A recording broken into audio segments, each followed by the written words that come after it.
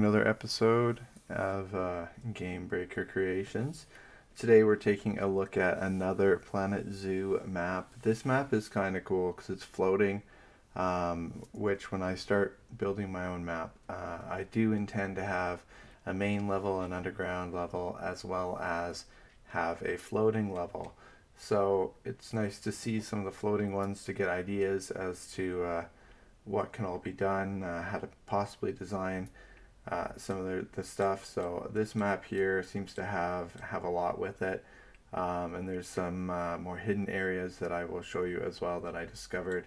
So it's an older map from 2020 done by Poisonblade on Steam, so you can check out his work, his or her work on Steam. It has these floating ships, which are kind of cool to have them floating with that.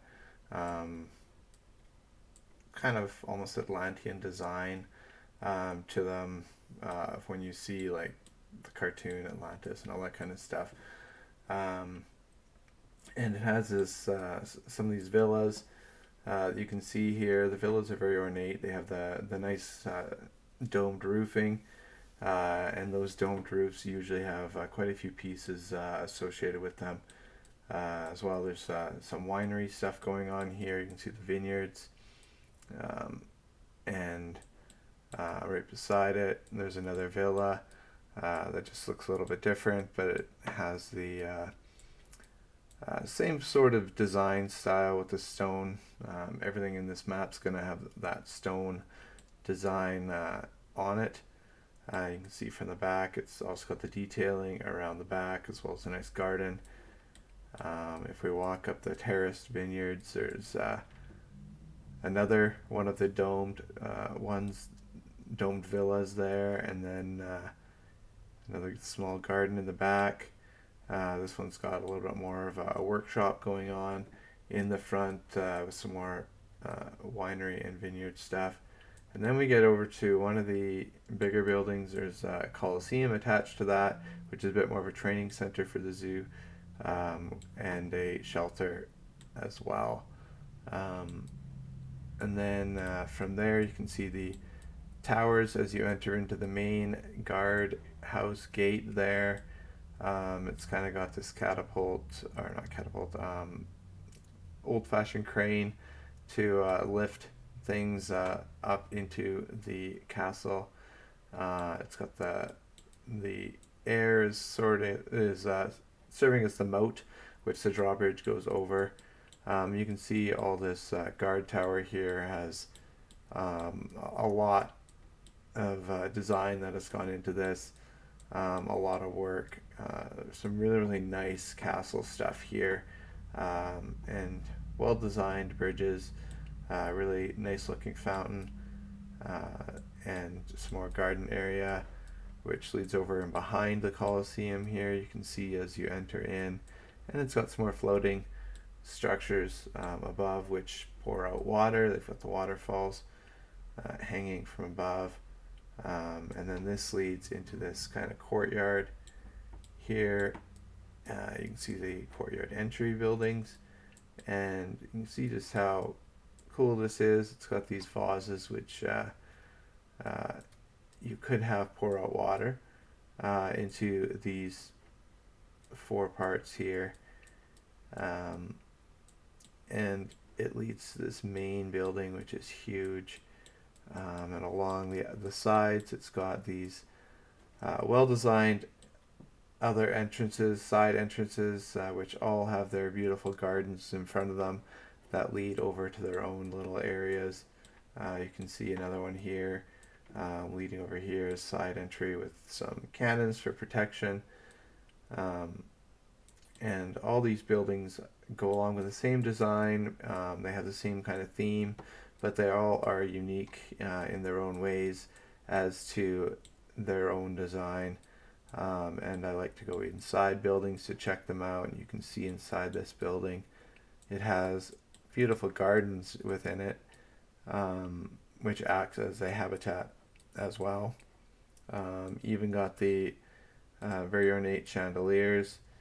And then as we go out, you can see quick look at it from above as well. And go around the back of this building. You can see there's more cannons for protection. And another little area here, which is kind of more like a loading area, it looks like, with a small little drawbridge there as well to enter in from the back of the castle. And around the other side of that castle, you can see there's a bit of a caravan scene here of wagons, and a gazebo on top of this hill, and some smaller village housing along the sides. And then another small fortress here with another drawbridge, miniature version of the other one. So they've really thought, oops, sorry, I went down too far. They really have thought out the design really, really well. What I was trying to show you before I went down was the fact that they've got these really nice, simple bridges, but bridges that all fit in with the theme and connect to the different areas, so that people can and animals can get around to where they need to go. You see there's a little bit more caravan scene here, a longer one of those bridges with a nice archway here, which is kind of like the almost like the Arc de Triomphe with the sides hollowed out, but some more caravaner stuff going around it.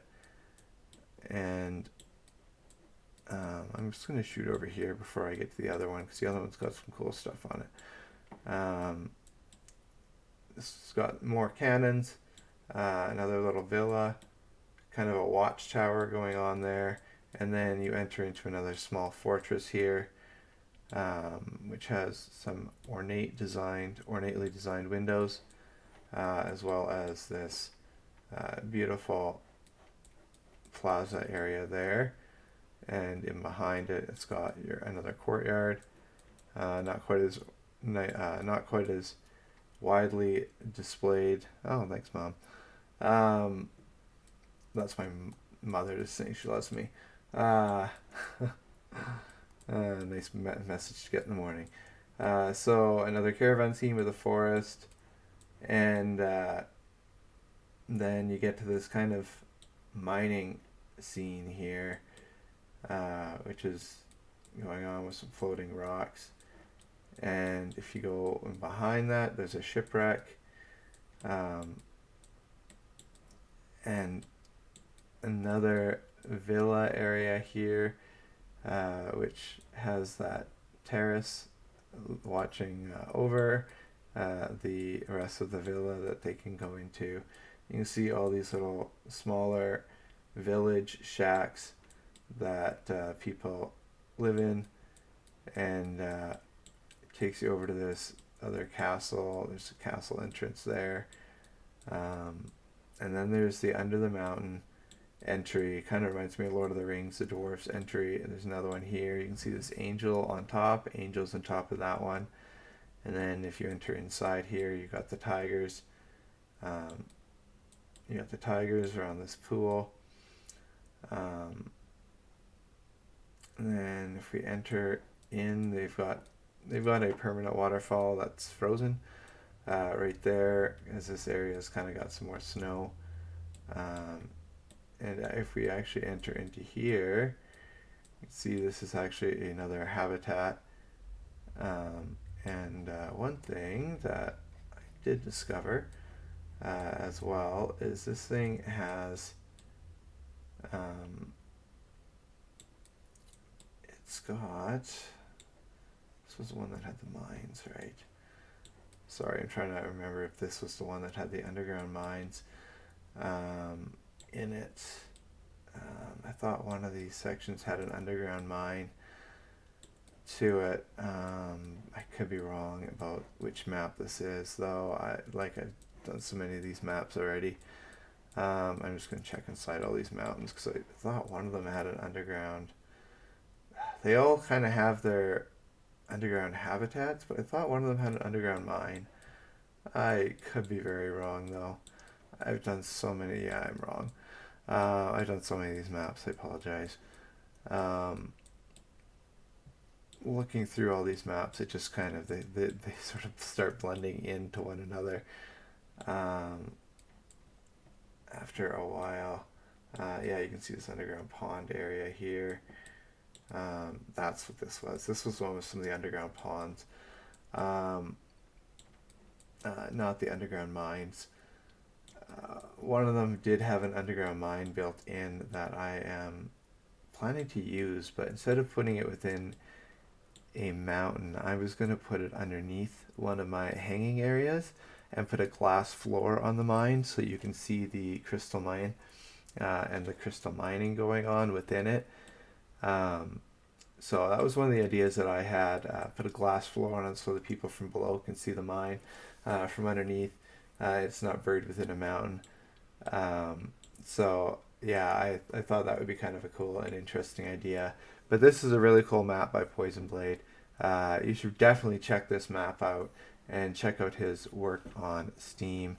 So why don't we do that? Head right down to the Steam workshop here, where you can see it's called Kayan, al-Bashar, Mirage Mountains, and Royal Palace of Bashar, or of Bashar. Um, and yeah, you can see he's got a description of it down here, um, and growing poison and smithing weapons. Yeah, so they've got kind of a cool little story thing in the description. Um, it's a beautiful, beautiful, very well done map. Let's go ahead and leave him an award. Um, and Mad scientist. Yeah, okay, we'll go there. He's the creating poison and stuff, so we'll call him the mad scientist. Yeah, so great map. Encourage you to check it out. Check out Poisonblade's work on the Steam Workshop. And thanks for tuning in to another episode. Hope you've enjoyed this, and we'll be doing more.